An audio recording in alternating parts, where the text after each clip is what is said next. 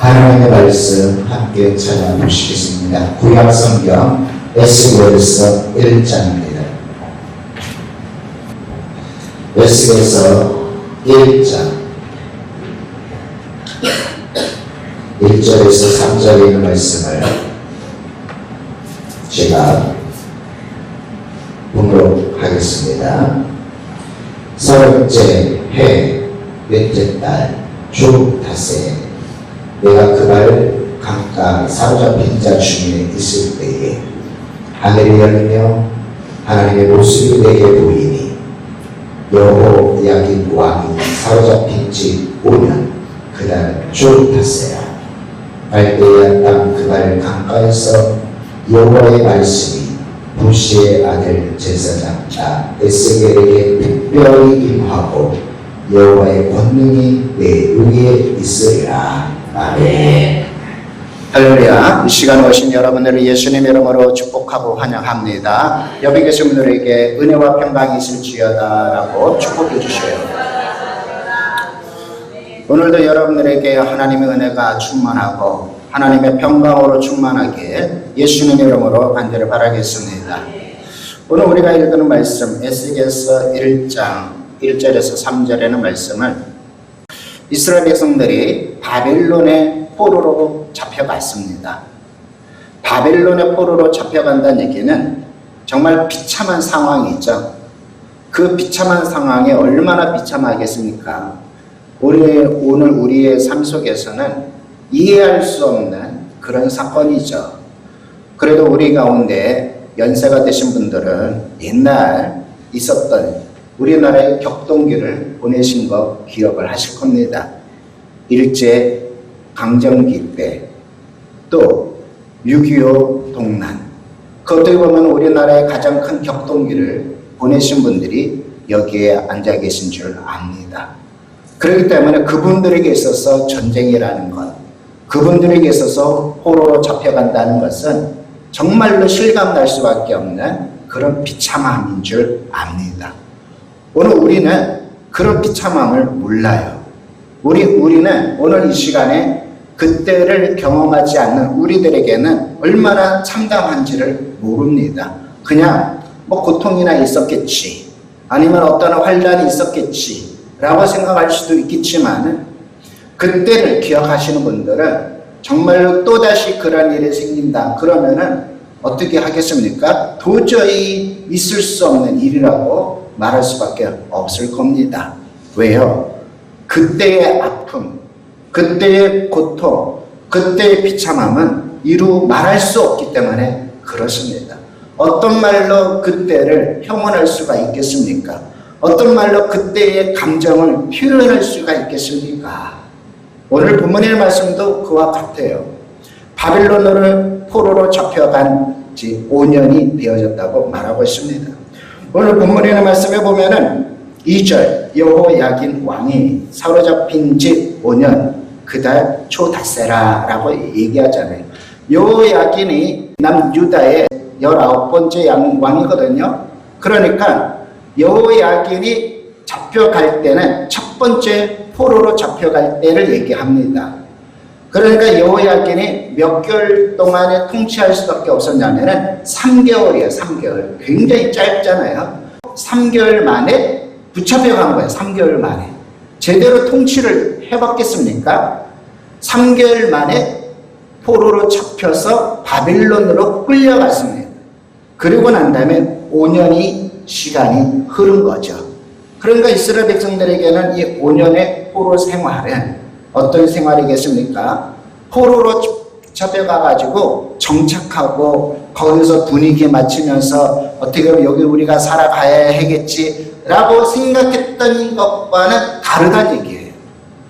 여러분, 우리가 어떤 환경에 가게 되어지면 정착하려고 뭐 합니까? 거기에 적응하려고 노력을 하잖아요. 그런데 포로로 잡혀갔어요. 포로로 잡혀갔으면 적응하려고 합니까? 적응 자체가 안 됩니까?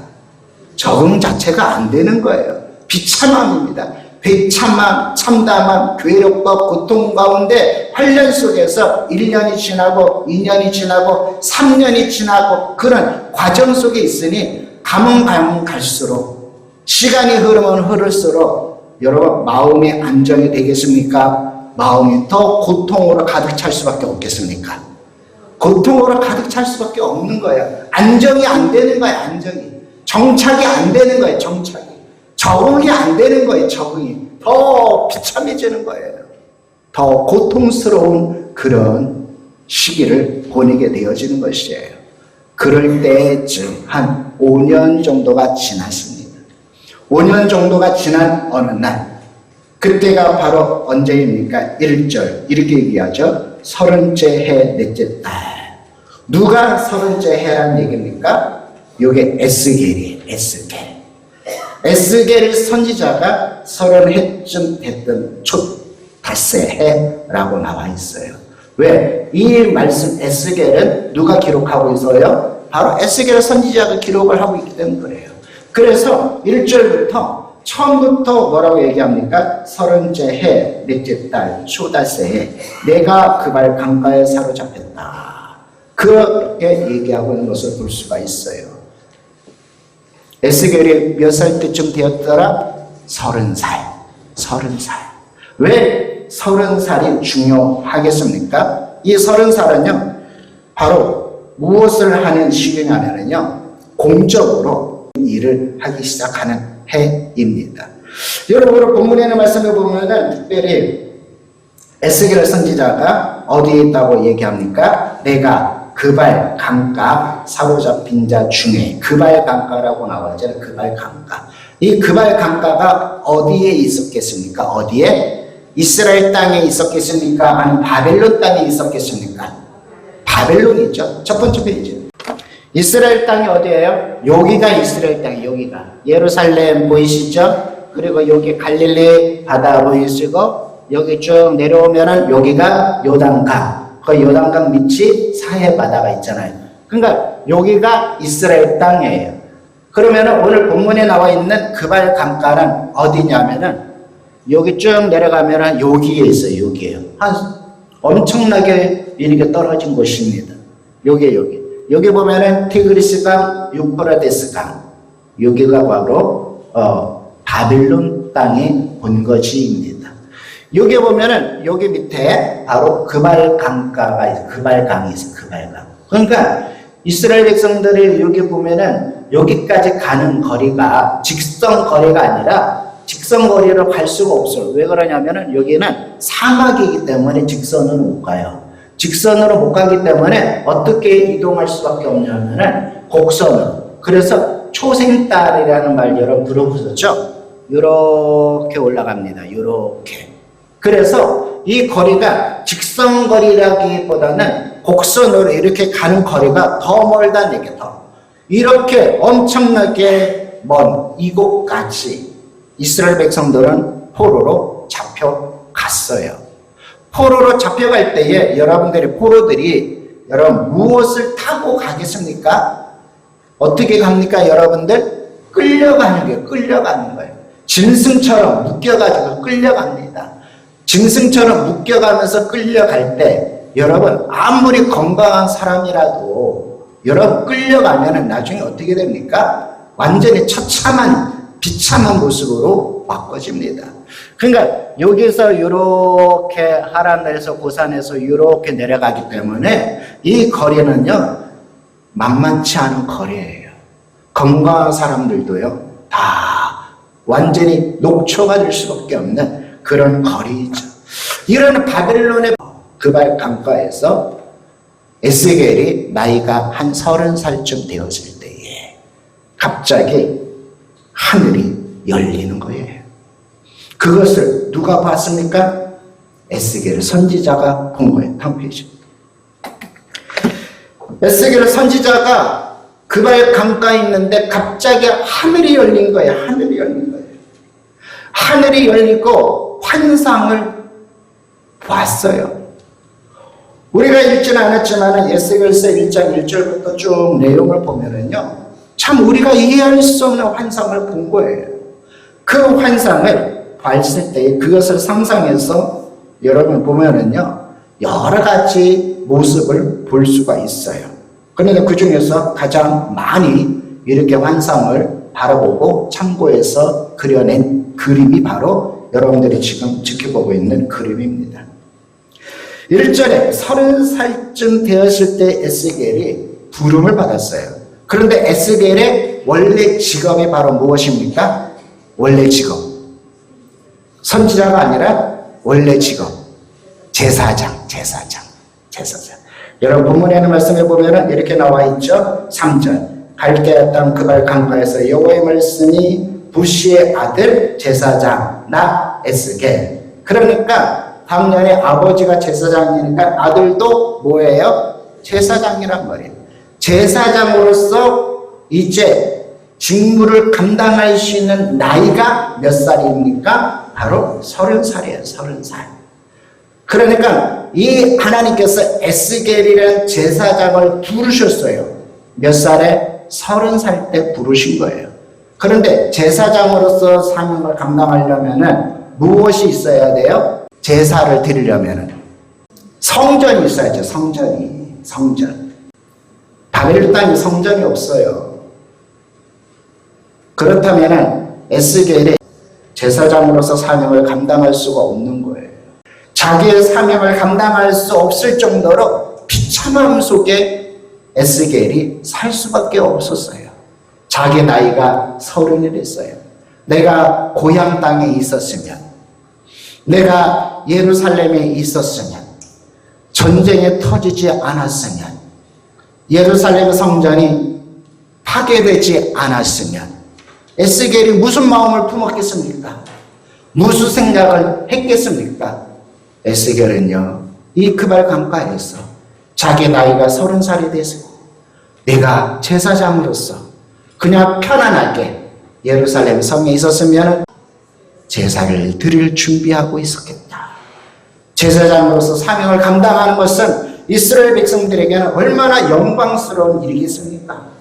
얼마나 영광스러운 일이고 얼마나 뿌듯한 일이고 얼마나 대단한 일이겠습니까? 그런데 지금 에스겔이 그발 강가에서 자기가 나이가 30살이 됐어요.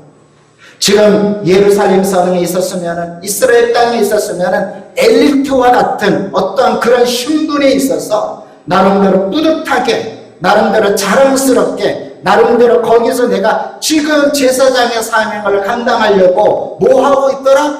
준비하고 있더라. 그런데 지금 현실의 모습은 어떻다고요? 지금 현실의 모습은 어떤 모습이라고요? 포로예요.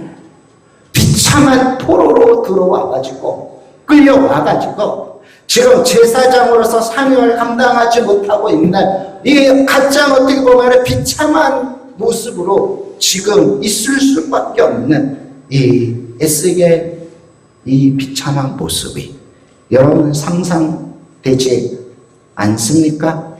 비참한 모습, 처참한 모습, 정말 제사장으로서 엘리트라고 생각했는데 그 모습이 아니라 지금 이 이국 땅, 바벨론이라는 땅에 와가지고 처참하게 있는 자기 비참함을 한탄하고 있는 것은 아닐까. 여러분, 이 모습을 보면서 여러분 무엇을 생각할 수가 있겠습니까? 오늘 우리들에게 또 그와 같은 모습은 있지 않을까. 우리 모습을 되돌아보는 은혜가 있길 소망합니다. 내가 지금 이 나이가 됐으면, 내가 지금 이러한 모습이 됐으면 최소한 그래도 나는 이렇게 살아가지는 않았을까. 내가 정말 이러한 모습, 내가 이 나이가 됐으면, 내가 이러한 상황이 있으면 그래도 나는 이 정도로 살아가지는 않았을까 라고 여러분 혹시나 생각하고는 있지는 않겠습니까? 그런데 현실을 보면 어떻더라? 내가 기대한 것처럼 살지 못하고, 내가 상상하지 못하는 것처럼 살지 못하고, 내가 정말 이 나이가 됐으면 최소한은 이 정도는 살고 있을 텐데, 내가 정말 이 정도로 살고 있으면 나는 정말 열심히 최선을 다하여 살았는데 그렇다면 내가 이렇게 살고 있지는 않았을까? 여러분 생각해 보진 않았겠습니까? 그런데 현실은 어떻더라? 지금 나의 모습은 어떻더라? 여러분, 에스겔을 보면서 우리는 그것을 발견해야 할 줄 압니다. 단지는 에스겔이 30살에 조다스의 하늘이 열렸구나, 그냥 이 정도가 아니라 지금 에스겔이 선지자로서, 아니 제사장으로서 사명을 감당해야 할 30살이 됐고, 전쟁이 터지지 않았으면은, 난리가 나지 않았으면은, 포로로 붙잡혀 오지 않았으면은, 예루살렘의 성전이 무너지지 않았으면은 내가 지금 제사장으로서 사명을 감당해야 할 내 위치가 아니었는가. 그런데 지금 현실은 그렇지 않더라. 오늘 우리들의 현실을 되돌아보면서 에스겔을 바라보며 우리가 주의 음성을 듣는 복된 자가 되어지게 예수님의 이름으로 간절히 바라겠습니다. 제사장으로 부름을 받았어요. 천직이 제사장입니다. 그런데 하나님은요, 그것을 바꾸셨어요. 네가 천직은 제사장이지만 내가 너를 지명하여 불러 선지자로 세우겠다. 하나님이 그를 제사장에서 선지자로 부르셨습니다. 왜요? 선지자는 성전이 필요 없어요. 선지자는요. 여러분, 선지자는요, 재물이 필요 없어요. 선지자는 입만 있으면 돼요. 어떤 입? 말할 수는 있는 입만 있으면 돼요. 여러분, 입만 있으면 선지자는 일을 합니다. 그러니까 하나님께서는 아무것도 할 수 없다고 생각했던 제사장 에스겔을 제사를 드리지도 못합니다. 성전도 없습니다. 어떻게 보면 제사장으로서 손발이 꽁꽁 묶였다고 말할 수 있는 그 상황 속에 하나님은 그를 무엇으로 세우셨다? 선지자로 세우셨다. 뭐 할 수가 있으니까? 입으로 선포할 수가 있으니까. 이것이 하나님의 수입니다. 여러분, 우리 가운데서도요, 다 못한다, 안 됩니다, 안 합니다, 포기합니다, 손발이 묶였습니다, 뭐가 있어야 합니다, 뭐가 있어야지 하죠. 성전이 있어야지 예배드리고 재물이 있어야지 제사를 드리고, 우리는 그렇게 핑계댈 수도 있지 않겠습니까? 그런데 하나님은 안 그렇더라고요. 옆에 계신 분들한테 얘기 좀 해주세요. 하나님은 안 그렇다고요. 하나님은 안 그래요. 하나님은 안 그래요. 하나님은 뭐가 많으시더라? 수가 많으시더라. 그렇게 낙심하고 좌절하고 비참한 자기의 인생을 한탄하면서 내가 제사장인데, 내가 예루살렘에 있었으면 내가 제사를 드릴 수 있는 엘리트인데, 비참한 자기의 모습을 한탄하고 있던 30살의 에스겔에게 하나님은 찾아오셨어요. 그리고 그를 부르실 때에 그냥 음성으로만 안 불렀어요. 음성만 들려준 게 아니라 갑자기 하늘이 열려버려요. 우리나라 성경으로는요, 그냥 하늘이 열리며 라고 표현하고 있지만은 히브리 원문을 보면은 하늘이 그냥 열린 게 아니라 누군가에 의해서 하늘이 열렸다고 표현하고 있어요. 그렇다면 에스겔이 그 하늘을 열었겠습니까? 누가 열었다? 누가? 그래서 하나님이 열어주신 거예요. 하나님이 하늘을 열어주셨어요. 여러분, 지금 우리도요, 가끔가다 그렇게 생각하시는 분들이 계세요. 어떤 생각이냐면은 수호신 개념. 수호신. 우리 동네를 지키는 신. 우리 국가를 지키는 신. 우리 가정을 지키는 신. 그러니까 여러분, 각 지역들마다 그 지역을 수호하고 지키는 신이라는 개념을 모든 사람들이 다 가지고 있어요. 다 가지고 있어요. 이때도 마찬가지예요. 이때도 이스라엘 백성들은 하나님을 어떻게 섬겼냐면은, 하나님은 이스라엘 땅을 지키는 하나님, 이스라엘 국가를 지키는 하나님. 지금도 그렇게 얘기하는 불신자들이 있어요. 하나님을 섬긴다고 하니까 뭐라고 얘기하면 중동의 신을 섬긴다고 그래요. 중동의 신. 여러분, 그런 개념을 갖고 있는 사람들이 있단 말이에요. 그런 개념 속을 그런 개념을 갖고 있기 때문에 이스라엘 백성들도 어떤 생각을 품고 있냐면은, 하나님은 어디에만 계신다? 이스라엘 땅에만 계신다. 하나님은 어디에만 계신다? 예루살렘 성에만 계신다라고 생각했던 그들입니다. 그러니까 그들이 예루살렘 성에서 쫓겨났어요. 이스라엘 땅에서 쫓겨났어요. 이스라엘이 바벨론에 의해서 완전히 패망됐어요. 멸망받았어요. 그러니까 이스라엘 백성들은 어떤 생각을 품어요? 하나님이 우리를 버렸다. 하나님 우리를 버려가지고 우리가 이 바벨론 땅까지 쫓겨났다. 그러니까 하나님을 버렸고 예루살렘 성에 하나님이 계시다 안 계시다? 하나님을 떠났다고 생각했어요. 그런데 어떻게 생각한 거예요? 어떻게? 그렇게 여기고 그렇게 생각했는데 갑자기 바벨론 땅에는 강가의 하늘이 열린 거예요. 하나님이 친히 열어주신 거예요. 이건 무엇을 얘기합니까? 나는 이스라엘의 하나님만이 아니다.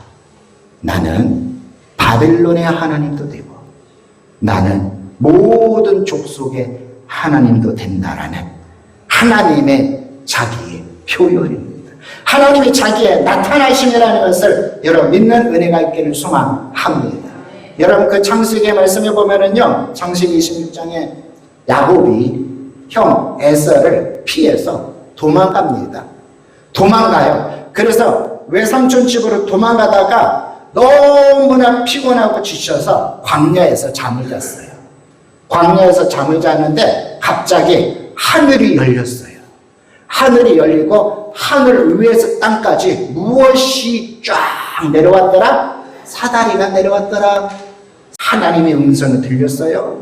하나님의 음성을 듣고 그 아침에 깨어나서 야곱이 뭐라고 고백했는지 아십니까? 야곱이 잠에서 깨어 이르되 여호와께서 과연 어디도 계시더라? 여기도 계시더라. 야곱도요, 하나님이 어디만 계시는 줄 알았냐면은 자기 아버지 집에만 하나님이 계신 줄 알았어요.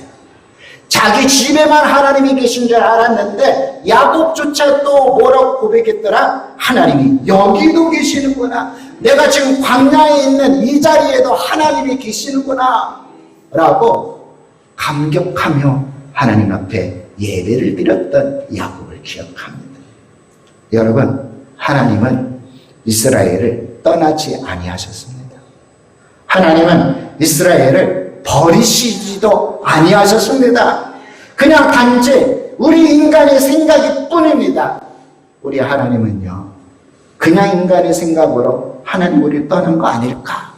하나님 우리를 버린 거 아닐까? 내가 제사장인데 내가 제사장의 사명을 감당하지 못한 이 비참한 자신의 모습을 한탄하고 있는 그에게 하나님은 친히 하늘문을 열어주셨어요.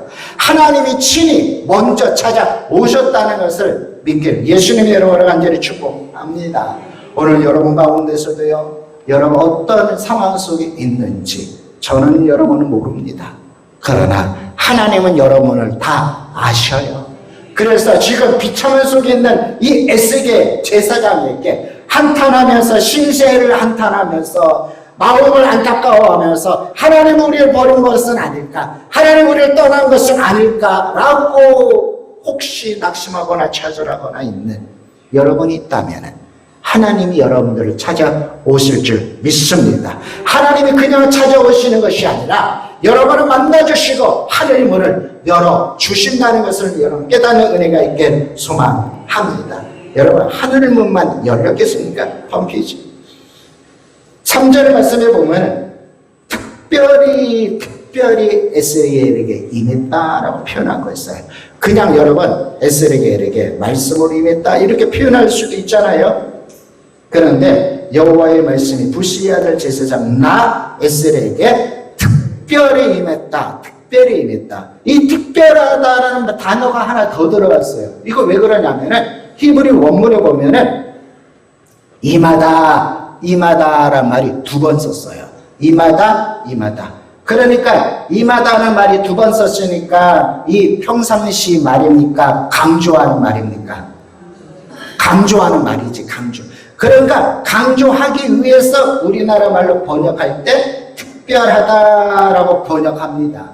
그리고 이것을 다른 말로 표현하면 확실하게 말씀이 임했다라는 얘기예요. 어떻게 말씀이 임했다?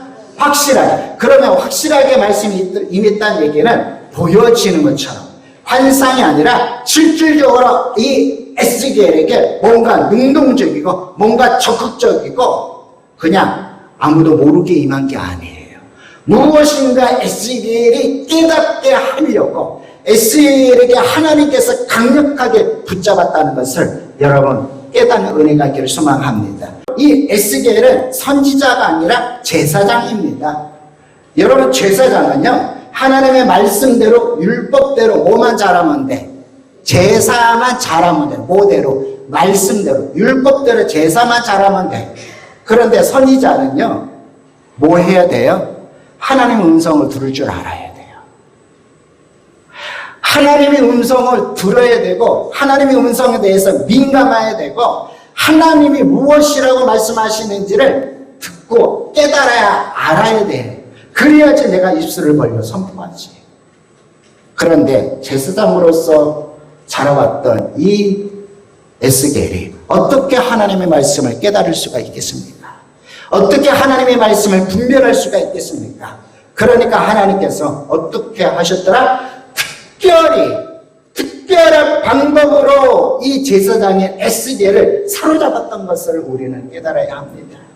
그래서요 오늘 본문에는 말씀해 보면은 어떻게 표현하고 있냐면은 아들 제사장 나 에스겔에게 특별히 임하고 하나님의 권능이라고 얘기해요. 하나님의 말씀이 이것을 원문에 보면은 에스겔이라는 말 속에 어떤 의미가 있냐면은 하나님은 강하신 분이다.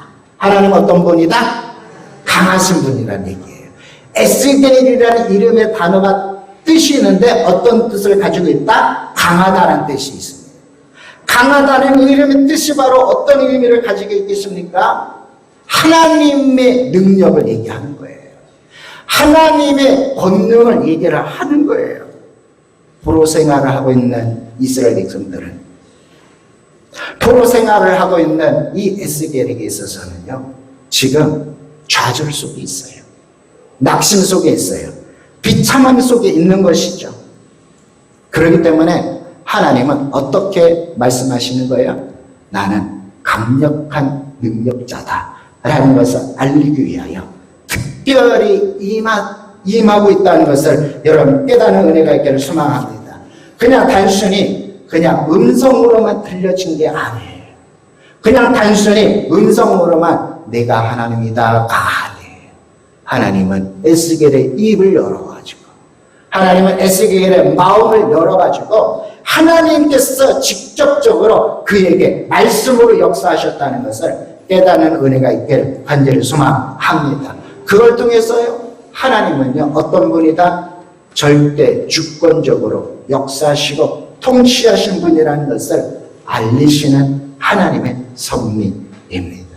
여러분에게도 이런 은혜가 있기를 소망합니다. 지금 우리의 상황 속에서 우리의 형편 속에서 우리의 모습 속에서 정말 절망할 수도 있고 정말 여러 가지 어려움 속에서 고통 가운데 있을 수도 있어요. 희망이 없다고 말할 수도 있겠습니다. 그런데 하나님은 찾아오십니다. 찾아오셔서 하늘을 열어주시는 것뿐만 아니라 특별하게 우리 가운데도 역사하실 것이라는 것을 여러분 깨닫는 은혜가 있기를 소망합니다. 하나님은 개개인적으로 어떻게 역사하시는지 아무도 모릅니다. 특별한 방법으로 역사하셔요. 그래서 깨닫게 하셔요. 특별한 방법으로 역사하셔요. 그래서 알게 하셔요. 아, 이게 하나님의 은혜구나. 내가 지금 좌절 속에 있을 때에, 내가 지금 비참한 속에 있을 때에, 내가 지금 괴로움 속에 있을 때에, 내가 지금 절망 속에 있을 때에 갑자기 하나님이 나에게 은혜를 베풀어 주실 때가 있어요. 사람을 통해서 역사하실 때가 있고 환경을 통해서도 역사하실 때도 있고 여러 가지 조건 속에서도 역사하셔요. 그러면서 우리 가운데 내가 하나님이다, 내가 함께한다 라는 것을 여러분 각각 주어진 형편 속에서 깨닫게 하신다는 것을 여러분 알고 있는 은혜가 있기를 소망합니다. 하나님은 각각 주어지는 상황 속에서 특별한 방법을 알려주실 겁니다. 그것이 오늘 에스겔 선지자를 통하여 우리가 깨닫는 은혜가 있다는 것이죠. 다음 세 번째는요, 다음 페이지. 여호와의 권능이 그 위에 있다고 얘기합니다. 히브리 원문에 보면은요, 위에와 있다고, 위에 그냥 있는 걸 얘기해요. 무엇이냐면은 우리나라 성경에는 권능이라고 나와 있지만은 히브리 원문에 보면 손이에요. 손이 위에 있는 거예요. 손이. 그렇다면 손이 위에 있으면은 여러분 무엇이 연상됩니까? 무엇이 연상돼요? 안수죠. 안수. 하나님이 친히 에스겔 선지자 머리 위에 안수하는 거예요. 안수하는 거예요. 그러니까 하나님이 친히 안수하니까 그에게 무엇이 임하게 되어지는 거예요? 능력이 임하는 거예요. 그래서 우리나라 성경에는 권능이라고 표현한 거예요. 그것을 권능이라고 표현할 수도 있고 능력이라고 표현할 수도 있고 하나님이 능력으로 눌러주시니 여러분 특별한 역사가 일어날 수밖에 없죠. 여러분 이스라엘 백성들은요 아까도 말씀드린 것처럼 전쟁에서 비참하게 졌어요. 그리고 1년이 지나고 2년이 지나고 3년이 지나면서 적응해 가서 사는 것이 아니라 더 비참함 속에서 살아가는 거예요. 그러면서 그들은 어떤 생각을 품었겠습니까? 특별히 고대의 전쟁은요 단순히 나라와 나라의 전쟁이 아니에요. 어떤 전쟁입니까? 수호신들의 전쟁이에요. 수호신. 너희를 지키는 신이 세냐? 내가 나를 지키는 신이 세냐? 신들의 전쟁이에요. 신들의 전쟁. 그러니까 이스라엘 백성들에게 있어서는요 지금 바벨론에게 패망이 있잖아요. 바벨론에게 졌잖아요. 그러니까 그들 속에 많은 사람들이 어떤 생각을 품을 수밖에 없어요? 바벨론의 신이 강하다. 누구보다? 우리가 섬기는 여호와 하나님보다 바벨론의 신이 강하다고 생각할 수밖에 없어요. 여러분 그것이 여러분 사실입니까? 여러분 참 안타깝습니까? 안타까운 거예요. 그러니까 실질적으로 보면은 바벨론 신이 이긴 거예요. 그러니까 얼마나 이스라엘 백성들의 마음속에 절망감으로 가득 찰 수밖에 없겠습니까? 절망감뿐이겠습니까? 얼마나 하나님께 대한 신뢰, 하나님께 대한 믿음이 완전히 밑바닥까지 내려갔겠습니까? 야, 우리가 섬겼던 하나님이 최고라고 여겼는데, 우리가 섬겼던 여호와 하나님이 최고라고 생각했는데 바벨론 신보다도 못하네. 여러분 이것을 생각하면요 하나님 편에서 보면 자존심이 엄청나게 상하는 거예요. 그래서 하나님이 에스겔에게 어떻게 역사하셨더라? 권능으로 역사하신. 하나님이 에스겔을 능력으로 붙잡아 주신 거예요. 그러면서 무엇을 알려주신 거예요? 내가 어떤 존재인지를 알려주신 거예요. 그래서 하나님께서는요 에스겔 선지자에게 친히 강력하게 능력으로 역사하셨던 것을 깨닫는 은혜가 있기를 소망합니다. 오늘 우리의 삶 속에서도 마찬가지예요. 우리의 환경 속에서도 마찬가지예요. 하나님은 지금도 똑같이 역사하실 줄 압니다. 여러분이 어떤 어려움이 있는지 어떤 고난이 있는지 그 속에서 하나님의 특별하심을 깨닫는 은혜가 있기를 소망합니다. 하나님의 권능을 깨닫는 은혜가 있기를 소망합니다. 그래서 끝까지 하나님의 섭리를 바라보고 포기하지 마시고 좌절하지 마시고 에스겔의 선지자처럼 비참하게 신세한탄하지 마시고 권능의 하나님을 끝까지 붙잡아 믿음으로 승리하는 우리 모든 성도님들이 되어지게 우리 예수님의 이름으로 간절히 바라겠습니다. 기도합니다. 살아 역사하시는